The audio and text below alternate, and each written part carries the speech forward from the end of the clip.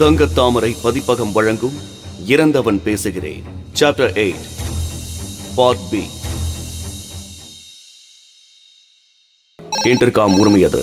கவனம் கலைவே நிமிர்ந்து கருகி சிரித்து போன சிகரெட்டை ஆஸ்ட்ரையில் நசுக்கி பித்தானை அழுத்தினான் ராம்.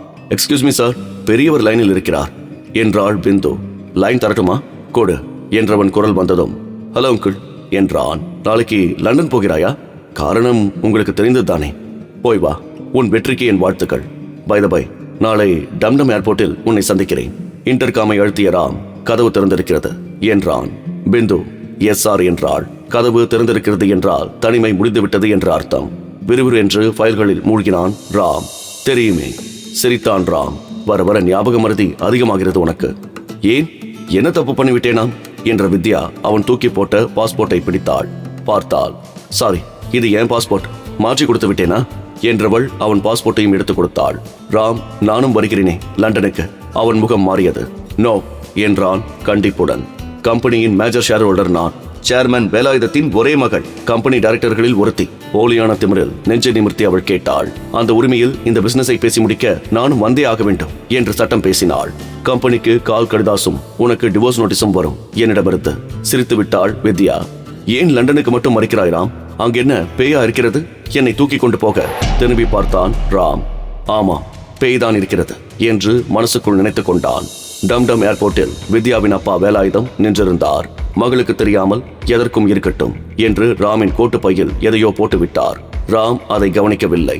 விமானம் பம்பாயை விட்டு புறப்படுகிற நேரத்தில் தான் கோட்டு பையில் அட்டை பெட்டி உடுத்தவே எடுத்து பார்த்தான். திறந்து பார்த்தவனுக்கு சிரிப்பு வந்தது. பிரீஃப் கேஸை திறந்து ஒரு மூலையில் அதை விட்டெறிந்தான். ஓடி ஓடி டென்னிஸ் ஆடிய அலுப்பு, காற்றே இல்லாத சூழ்நிலை, வியர்வை கசகசத்தது. குளித்தால் தேவலாம் போலிருந்தது வித்யாவுக்கு. நகைகளை கழற்றி டேபிள் மீது வைத்துவிட்டு குளியல் அறைக்குள் நுழைந்து கொண்டாள். கழுத்து நெக்லஸோடு தாயத்து கட்டிய கயிறும் வந்து டிரெஸ்ஸிங் டேபிள் மீது இருப்பது அவளுக்கு தெரியாது. தொட்டி நீரில் சோப்பு நுரைக்கு நடுவில் வித்யா சிரித்தாள். உற்சாகமாக இருந்தாள். தத்தி தடுமாறி அறைக்குள் குழந்தை நிஷா வந்தது அவளுக்கு தெரியாது. உல்லாசமாக குளித்துக் கொண்டிருந்தாள். குழந்தை நிஷா டிரெஸ்ஸிங் டேபிளில் குறும்பு செய்தது. அது தள்ளிவிட கீழே விழுந்து சிதறிய நகைகளில் தாயத்தும் ஒன்று. தாயத்து ஒளி மங்கி மங்கி போக திடீரென்று சிலிர்த்தது வித்யாவுக்கு. சட்டென்று கண்களை அகலமாக திறந்தாள். கரகரப்பான குரலில் சிரித்தாள். லண்டனுக்கு போக வேண்டும் என்றாள்.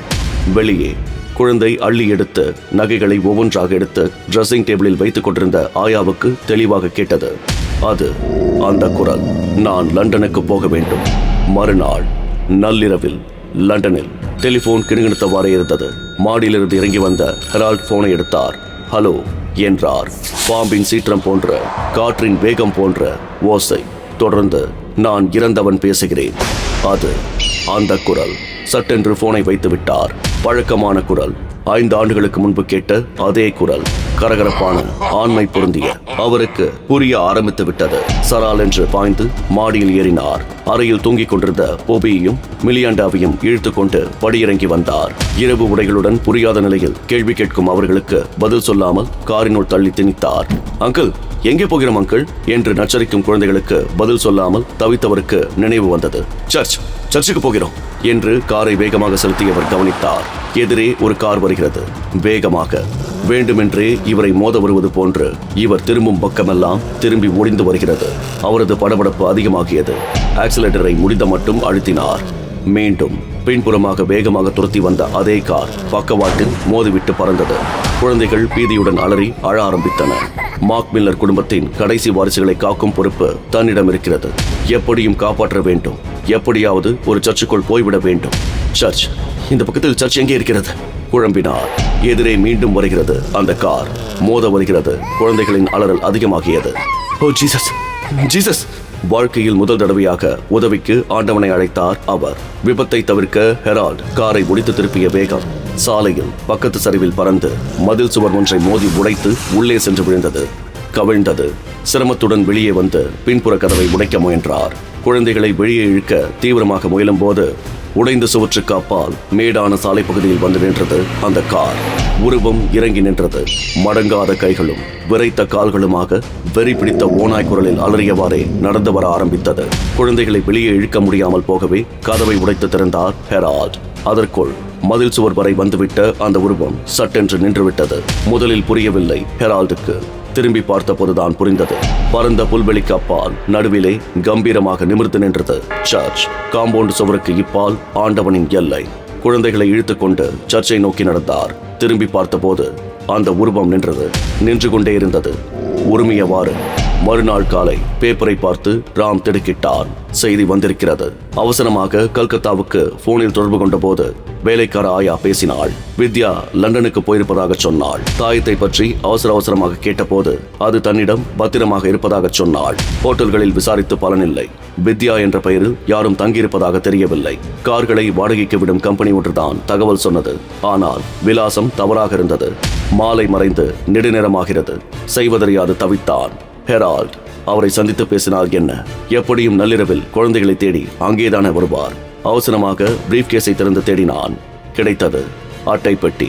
டம்டம் ஏர்போர்ட்டில் வேலாயுதம் கொடுத்த அட்டை பெட்டி. திறந்தான். உள்ளே புதியதாக தாயத்து ஒன்று பளபளத்துக் கொண்டிருந்தது. ஹெரால்டை தேடி போனான். அவர் முதலில் நம்ப மறுத்தார். போலீசுக்கு தகவல் சொல்ல முயன்றார். அவரை தடுக்க முழு கதையும் சொல்லி முடித்தான் ராம். ஹெரால்ட், குழந்தைகளின் உயிருக்கு நான் பொறுப்பு ஏற்கிறேன், பிளீஸ் என்றான். நீண்ட நேர யோசனைக்கு பிறகு குழந்தைகளுடன் வர சம்மதித்தார். நடு இரவில் பேய் தன்மையோடு இடுகாட்டிலிருந்து வெளியே வந்த வித்யா காரில் அமர்ந்ததும் கண்ணில் பட்டாள் மிலியாண்டா. காரின் முன்விளக்கு ஒளியில் தெளிவாக தெரிந்தாள். சீற்றத்துடன் கார் கிளம்பிய போது மேடேறி சென்று அங்கு தயாராக நின்றிருந்த ஹெரால்ட் காரில் ஏறிக்கொண்டாள் மிலியாண்டா. கார் பறந்தது. வெறியுடன் அதை துரத்திச் சென்றது அது. பின் சீட்டிலிருந்து எழுந்தான் ராம். சட்டென்று அவன் நீட்டிய தாயத்தை கண்டதும் மிரண்டது, அலறியது. தாயத்து மார்பிலே பட்டதும் பயங்கரமாக கூச்சலிட்டவாறு மயங்கி ஸ்டீரிங் வீல் மீது விழுந்தாள் வித்யா. அவளது கால் ஆக்சிலேட்டரை மிதித்துக் கொண்டு விடவே கண்மூடித்தனமாக ஓடத் துவங்கியது. கார் சாலையோர சரிவுகள் பயங்கரமாக தெரிந்தன. மிகுந்த சிரமத்துடன் முன் சீட்டுக்கு வந்த ராம் அவளது காலை விடுவித்து பிரேக்கை அழுத்தவே கீறிச்சிட்டு நின்றது கார். சில அங்குலங்கள் முன்னேறி இருந்தாலும் பள்ளத்தில் உருண்டு விபத்து ஏற்பட்டிருக்கும். வித்யா என்றான். மௌனம். எழுந்திரு வித்யா என்று அவளை தொட்டவன் திடுக்கிட்டு போனான். உடம்பு சில்லிட்டு போயிருந்தது. வெளியே இழுத்து புல் தரையில் கிடத்தி பரிசோதித்தான். கண்கள் திறந்திருக்க அதிர்ச்சியால் இதயம் நின்று போயிருந்தது. வித்யா வித்யா மேலே சாலையில் வந்து நின்ற காரிலிருந்து ஹெரால்டும் மிலியாண்டாவும் தயக்கத்துடன் அவர்களை நோக்கி நடந்து வரலானார்கள். அழுது கொண்டிருந்தான் ராம். இந்த ஆடியோ நாவலின் முழு கதையும் கேட்க கீழே இருக்கிற லிங்கை கிளிக் பண்ணுங்க. அப்புறம் மறக்காம சப்ஸ்கிரைப் பண்ணுங்க.